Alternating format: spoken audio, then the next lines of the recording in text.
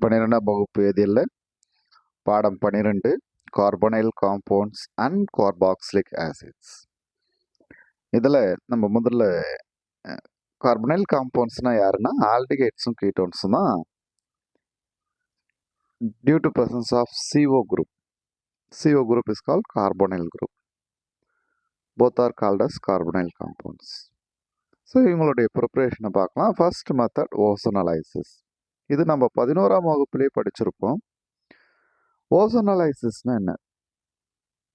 ஆல்கின்னா என்னது? Carbon carbon இரட்டை பிணைப்புடைய சேர்மம்.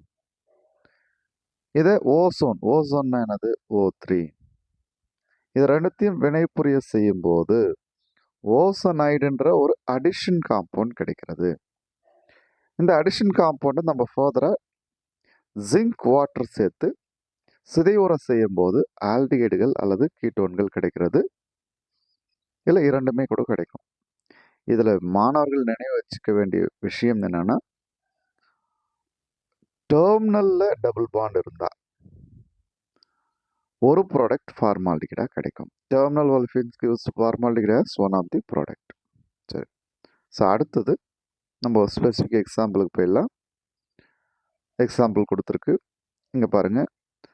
இதை நான் இப்படி எழுதிக்கிறேன். CH3 CH double bond CH2 இருக்குது. நான் என்ன செய்ய போகிறேன்னா, அந்த ஒரு பாண்டை பிரேக் பண்ண போகிறேன், மேலே இருக்கிற பாண்டை. அப்போ நான் இந்த பாண்டை பிரேக் பண்ணிவிட்டு நான் ஒரு ஓவை 3 ஓவில் ஒரு ஓவை மேலே சேர்க்க போகிறேன். அடுத்ததாக இன்னொரு கலர் எடுத்துக்கிறேன். இன்னும் கீழே இருக்கிற ஒரு ரெட்டைப்பிடிப்பை பிரேக் பண்ணுறேன். இன்னும் ஓசோனில் O3 ஒரு ஓவை மேலே சேர்த்துட்டேன். இன்னும் 2 ஓவை சரியா நான் கீழே சேர்த்துறேன். இப்படி அதுதான் இங்கே எழுதியிருக்கு. பார்த்தீங்களா பாருங்க. அடுத்ததாக இந்த காம்பவுண்டை நான் என்ன செய்ய போகிறேன்னா சிதைவுற செய்ய போகிறேன். ஜிங்க் வாட்டர் சேர்த்து சிதைவுற செய்ய போகிறேன். அப்போ நான் இப்படி பிரேக் பண்ணிடுறேன். அப்போ லெஃப்ட் சைடு ஒரு ரவுண்ட் போட்டோமா வரு, ரைட் சைடில் ஒரு ரவுண்ட் போட்டோம்னா பாரு.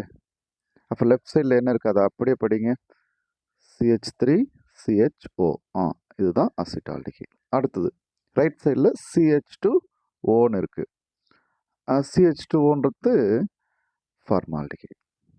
இப்போ புரிஞ்சுதா பாருங்க. ஓசோனேற்றம் என்றால் என்ன? இந்த வினையை எழுதுங்க, பழகுங்க.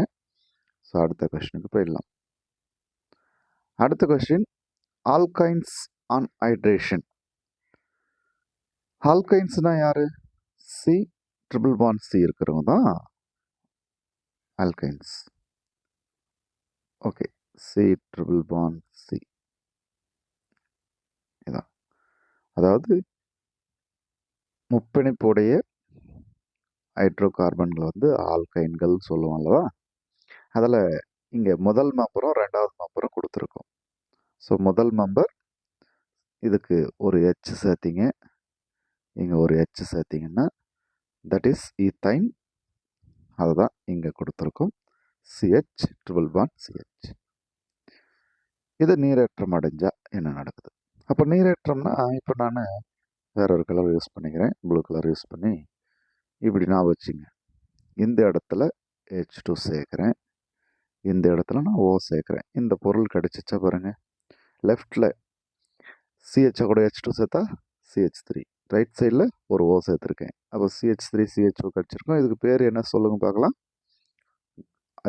காமன் நேமில் அசிட்டால்டிகைட், IUPAC நேமில் எத்தனால்.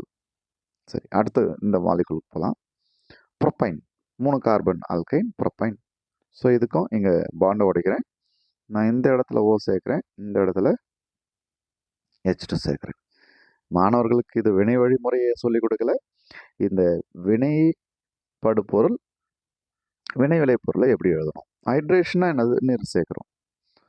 அப்போது இந்த ப்ராடக்ட் கிடச்சிச்சா பாருங்க. CH3 CO CH3 H கூட H2 சேர்த்தா இது. அப்போ அதுக்கு பேர் என்னது? அசிட்டோன். IUPAC நேமில் ப்ரொப்பனோ. குட். இதுக்கான வினைக்கரணி யாரு அப்படின்னா அதுதான் இது இருக்குது. நீரேற்றத்துக்கு நீர் சேர்க்கணும். அதுக்கு கேட்டலிஸ்ட் யார்? 40% sulphuric acid and 1% mercuric sulphate. Super. இப்படி எழுதுனீங்கன்னா நீங்கள் முழுமையாக மதிப்பெண்ணை பெற்றுவிடலாம். இது 1 மார்க் கொஷனில் வரும். இல்லை ப்ராப்ளத்தில் எப்படி கேட்பாங்க, இதனுடைய ஃபார்முலா என்னது அப்படின்னா கொஞ்சம் யோசிங்க. இது C2H2, இது என்ன கேட்பாங்க, C3H4 என்று கேட்கலாம். இல்லைன்னா ஒரு மதிப்பெண் வேணாலும் வரலாம். அப்போது இதுக்கு ஒரு நீர் சேர்த்தா இந்த வாய்ப்பாடு என்னவா மாறி இருக்கும், அப்போ C3H6O என்று வரும். இது C2H4O என்று வரும். அப்போ நீங்கள் அந்த வினைப்பட பொருளுக்கும் வினைவிளை பொருளுக்கும் இடையில வாய்ப்பாடு என்ன மாறி இருக்கு பாருங்க, C2H4 வரும். அப்போ H2 சேர்ந்துருக்கு. ஸோ நினைவில் ஈஸியாக வைத்துக் கொள்ளலாம். இந்த பகுதி பிடிச்சிருக்கா பாருங்க.